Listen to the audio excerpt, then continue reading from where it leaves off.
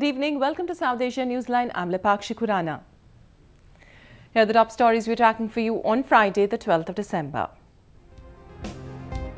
Imran Khan's PTI shuts down Karachi ahead of nationwide blockade.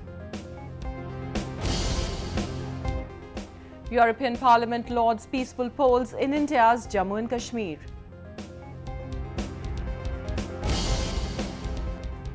And fans celebrate superstar Rajnikant's birthday with latest film, Linga.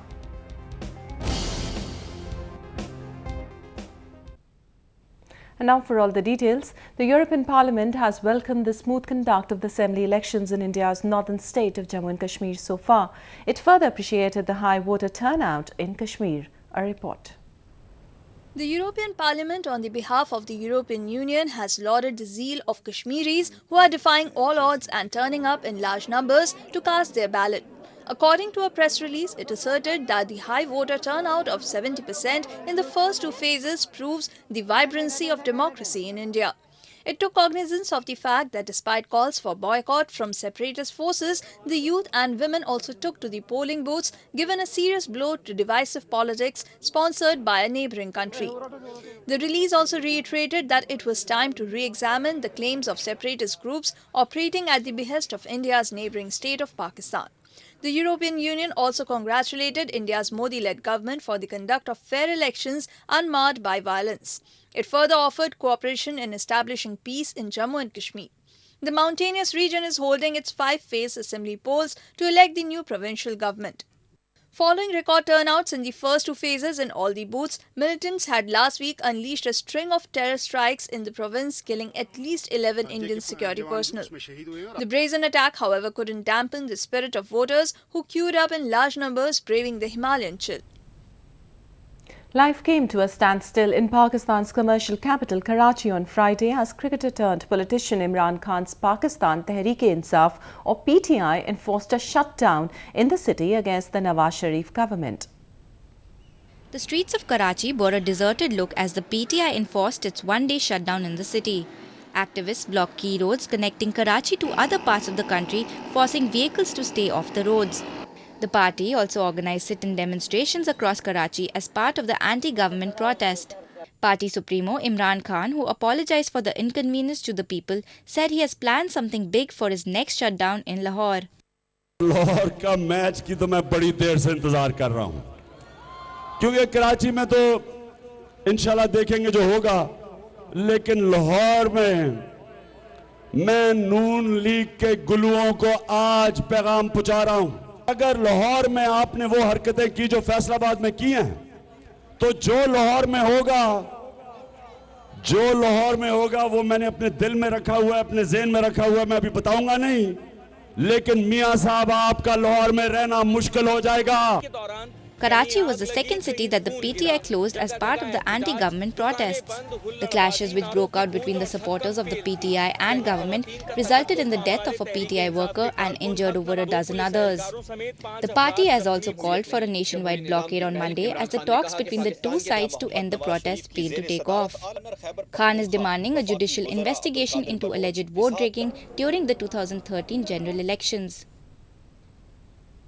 The UN has expressed a serious concern over the continued Taliban violence and its persistent threat in Afghanistan.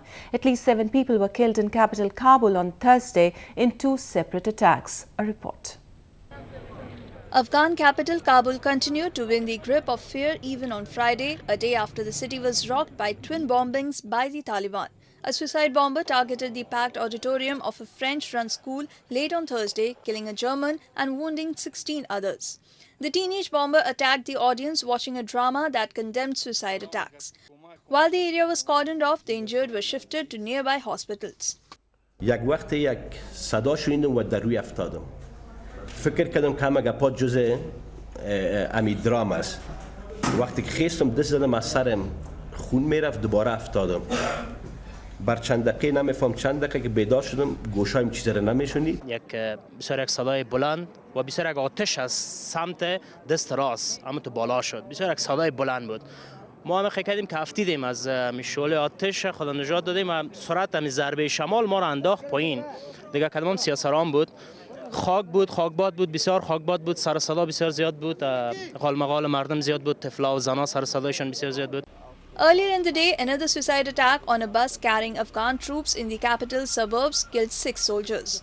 Taliban had claimed both the bombings in separate statements, saying the theatre show was desecrating Islamic values and propaganda against jihad. The United Nations Security Council condemned the attacks and voiced concern at the threats posed by the Taliban, Al-Qaeda and other terrorist, extremist and illegal armed groups. The Afghan capital has been hit by a series of deadly attacks in recent weeks, highlighting the fragility of security in the region. The Taliban, which was ousted in 2001, has stepped up attacks, heightening concerns that Afghanistan might slip into the hands of the insurgents as foreign combat troops leave by this month end. Oil spill from a tanker which went down in Shela River in Bangladesh is posing serious threat to the ecologically sensitive region which is home to endangered dolphin species. Here's a report. Bangladeshi authorities are working against time to spray neutralizers in the Shela River after nearly 350,000 litres of oil spread in the water from a damaged tanker 2 days back. Efforts are also being made to collect as much oil manually from the waters. Oil tanker Southern Star 7 was hit by a cargo vessel on Tuesday near the mangrove forest in Sundarbans, causing the leak. The vessel was brought to shore on Friday. The wildlife sanctuary is the largest aquatic reserve in Bangladesh and shelters 2 threatened dolphin species, the Ganges dolphin and the Irrawaddy dolphin. The Sundarbans, which is spread over 3,900 square miles, is shared both by India and Bangladesh. It is also a UNESCO Natural Heritage Site. According to local media, Bangladesh has also sought international help in minimizing the damage caused by the spill. Pakistan has welcomed UN Secretary-General Ban Ki-moon's offer to assist in resolving the Kashmir issue. However, as per agreements signed by both India and Pakistan, any and every issue between the two countries can only be sorted out bilaterally. Pakistan Foreign Ministry welcomed UN General Secretary Ban Ki-moon's statement on helping to resolve the Kashmir issue. Ban Ki-moon had also urged India and Pakistan to resume the stalled talks. Pakistan welcomes the statement by Mr. Ban Ki-moon, Secretary General of the United Nations, offering his good offices to assist in resolving the long-standing issue of Jammu and Kashmir. This unresolved issue remains the root cause of tension between Pakistan and India. The Secretary General's statement regarding the need to associate the people of Jammu and Kashmir in the process while respecting their rights is deeply appreciated. India had snapped the proposed talks between the foreign secretaries of the two countries in August after Pakistan High Commissioner Abdul Basit met Hurriyat Conference leaders despite New Delhi's strong objection. Both sides have since then not initiated any move for resuming the dialogue, as Islamabad has been insisting on New Delhi to make the first step. When legends are born, the world reckons. And when he's this big, his birthday becomes a bigger occasion. Take a look at what the fans got as gift on his special day. He is one of the biggest names in the Indian film industry, and he continues to thrive among his followers each passing day. Superstar Rajinikanth, who turned 64 on Friday, had his fans going gaga after the demigod. The iconic actor, whose birthday clashed with the release of his latest film Linga, had hundreds of movie buffs assembling outside theatres in southern Chennai for a special show late on Thursday. While some took to bursting crackers, others distributed cakes to celebrate their hero's birthday. Many said the two occasions coming together made the day extra special. I can't express in words how much we are all delighted. I have some of my cousins who have come in all the way from Bangalore. Here is his friend. They've all left their work. They've all come all the way from Bangalore just to catch first day, first show. And 1:30 a.m. we are going to celebrate Talaiva's birthday. Rajinikanth, who has a global fan following, had many coming all the way to Chennai to mark the occasion in his city. A fan from Japan said he learned Tamil just to understand his movies. நாங்கள் Japan Rajini ரசிகர்கள் இன்னைக்கு லிங்கா படம் பார்ப்பதற்காக ஜப்பானில் இருந்து சென்னைக்கு வந்தேன். Most favorite movie is Basha. In Tech Hub Bangalore too, fans took to celebrations with rallies and huge cutouts. This is the first movie which is releasing on his birthday, and we are very much excited on this, like hoping this will be a very good movie. and he has come back. Rajinikanth का birthday है और उनका लिंगा film भी release हो रहा है, इसलिए हम सब लोग, मेरा दोस्त सब लोग इधर आके मौजूद हुआ है फर्स्ट शो देखने के लिए. Popularly known as Thalaivar or Leader, among his fans, Rajinikanth is most noted for his high-octane action movies. The actor, who mainly appears in Tamil cinema, has delivered blockbusters in Hindi, Telugu, Malayalam and Kannada as well.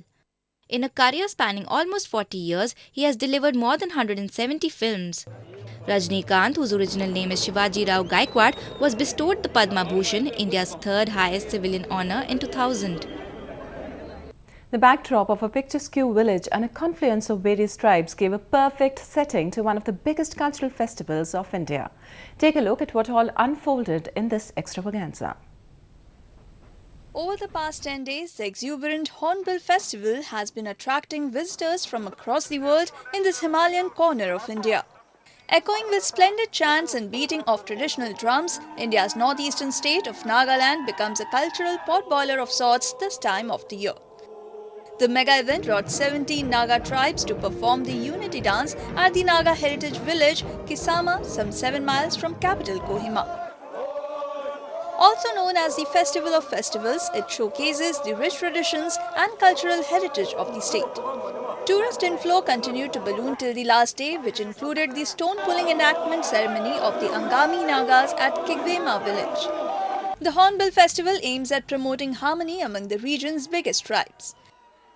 When I heard about it this year, I immediately booked my tickets and I do not regret it. It is absolutely fabulous and the people are, it's so clean and it's just so lovely. I'm really happy to be here. The fiesta also had international tattoo artists collaborating with Indian ones to exchange information on designs and revive indigenous tattoo art forms. Other highlights including Floral Galleria, exhibition cum sale of handloom and handicrafts and Naga chili eating competition saw people from across the country participating. Several foreign tourists were spellbound by the zest in traditional gaiety. Wonderful memories because here everything is, the landscape is wonderful, the people is very kind with us and so a lot of beautiful things that I hope will not finish. It's not finished. We will see more. Indian Prime Minister Narendra Modi had opened the annual tourism promotional extravaganza early this month. Giving the biggest competitive platform for rock musicians in India, the Hornbill International Rock Contest this year had one of the largest crowds the festival had ever seen.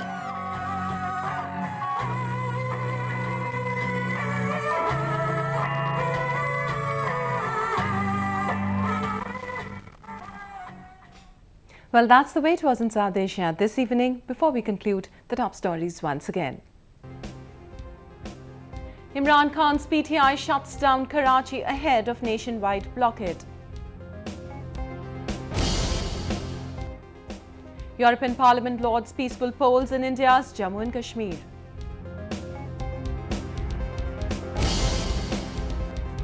And fans celebrate superstar Rajinikanth's birthday with latest film Linga.